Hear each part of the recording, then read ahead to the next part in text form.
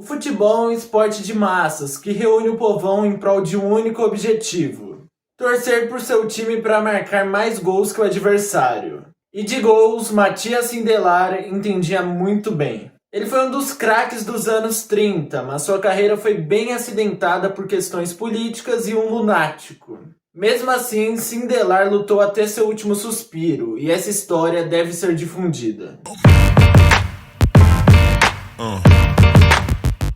Bom, Matias Sindelar nasceu em 10 de fevereiro de 1903 em Kozlov, na Morávia, que na época fazia parte do Império Austro-Húngaro. Sindelar era filho de uma família judia pobre. Então Matias, com seus 2 aninhos, foi com seus familiares morar em Viena. Ele começou a morar lá e encontrou sua casa, o local que ele se sentia pertencente. Sindelar começou a jogar bola nas ruas de Viena e foi aprimorando seu futebol. Mas aos 14 anos de idade ele sofreu um baque terrível com a morte de seu pai na Primeira Guerra Mundial.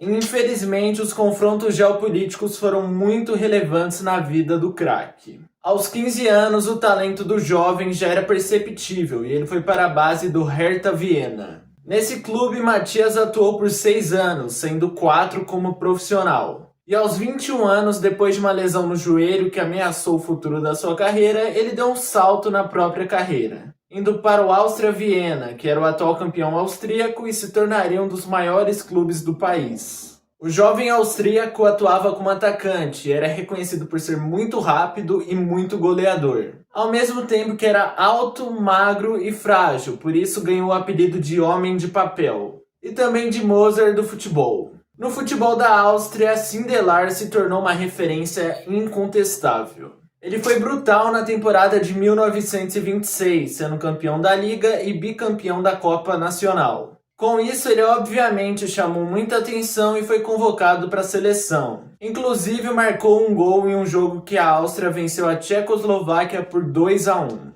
Com um desempenho fantástico, ele ganhou fama e se tornou até garoto propaganda. Mas a situação piorou nos anos seguintes, já que o Áustria Viena entrou numa má fase e o treinador Hugo Meisli, da seleção, começou a não convocar mais Sindelar. É bom falar que aquela seleção austríaca era uma das melhores do mundo, então a concorrência era pesada. Mas tudo mudou na década de 30, porque a Áustria vivia a melhor fase da sua história no futebol. E jogando um futebol bonito pra frente, Sindelar se tornou protagonista da equipe que ficou conhecida como Time Maravilha, ou em inglês Wonder Team. Inclusive aquela seleção ganhou a Copa Internacional da Europa Central de 1931/1932. Esse provavelmente foi o maior feito da história da seleção austríaca. Nausch e Ismistick eram os meias que alimentavam um faminto Sindelar e possibilitavam a existência de um ataque avassalador, metendo até um 8-1 na Suíça. Essa Áustria era tão boa que se tornou a principal rival da seleção italiana, que se tornaria bicampeã mundial. Tudo bem que teve muitas ressalvas, né?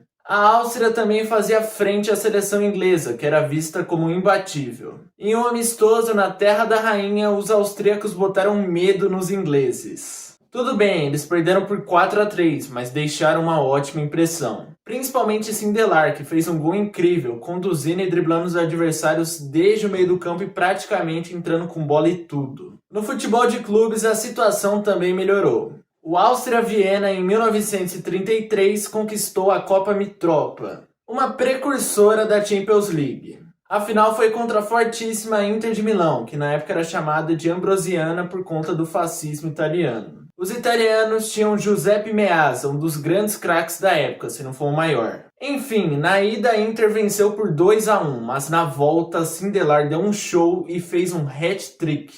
Placar final de 3-1 e título europeu para os austríacos. Ainda vinha o título da Copa Austríaca para deixar tudo mais especial. Depois disso, o foco era a preparação para a Copa do Mundo de 34 e os resultados dos amistosos preparatórios foram assustadores. Goleada da Áustria para dar em vender. Na Alemanha, na Suíça, na Escócia e na Hungria. Obviamente, os austríacos eram os favoritos para serem campeões mundiais, mas infelizmente a Copa aconteceu na Itália fascista, então foi tudo meio armado e amarrado para a Itália ser campeã. Sindelar assumiu uma função mais de criação, armação de jogadas naquela equipe e se tornou um jogador mais versátil do que ele já era. Nas oitavas, a Áustria meteu um 3-2 na França e Sindelar deixou seu tento. Nas quartas, vitória por 2-1 sobre os húngaros. Então chegou a semifinal e a adversária era a Itália. Uma final antecipada que aconteceu num lamaçal e no fim os italianos venceram por 1-0.